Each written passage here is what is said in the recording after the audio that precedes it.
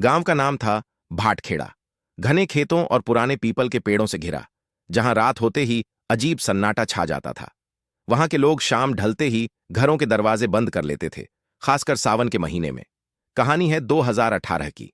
रवि, जो शहर में काम करता था, कई साल बाद अपने गांव लौटा था। उसकी दादी बीमार थीं और परिवार ने उसे बुलाया था।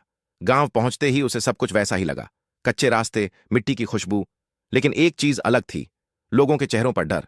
रात को बाहर मत निकलना, उसके चाचा ने सख्ती से कहा। क्यों? रवि ने हंसते हुए पूछा। बस, मत निकलना। रवि को यह सब अंधविश्वास लगा। पहली रात करीब 12 बजे रवि को नींद नहीं आ रही थी। बाहर हल्की बारिश हो रही थी। तभी उसे किसी के रोने की आवाज सुनाई दी, धीमी, दर्द भरी, जैसे कोई औरत खेतों की तरफ से रो रही हो। रवि ने खिड़की से झांका।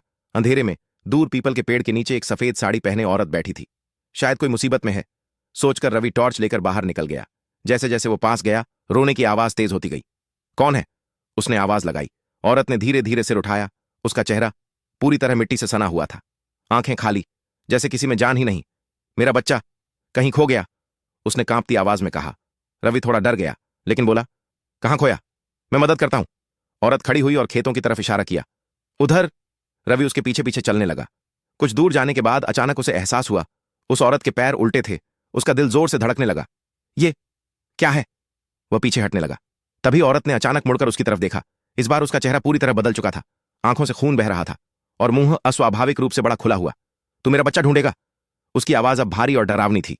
रवि डर के मारे भागने लगा, लेकिन खेत जैसे खत्म ही नहीं हो रहे थे। हर तरफ वही पीपल का पेड़, वही अंधेरा, और वो औरत हर बार उसके सामने आ जाती। मुझे छोड़ दो, रवि चिल्लाया।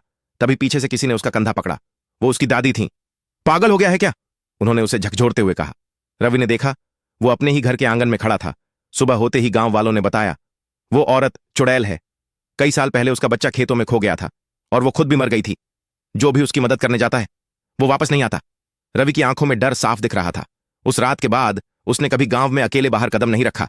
लेकिन आज भी भाटखेड़ा गांव में लोग कहते हैं, बरसात की रात में पीपल के पेड़ के नीचे एक औरत रोती है, मेरा बच्चा कहीं खो गया, खो।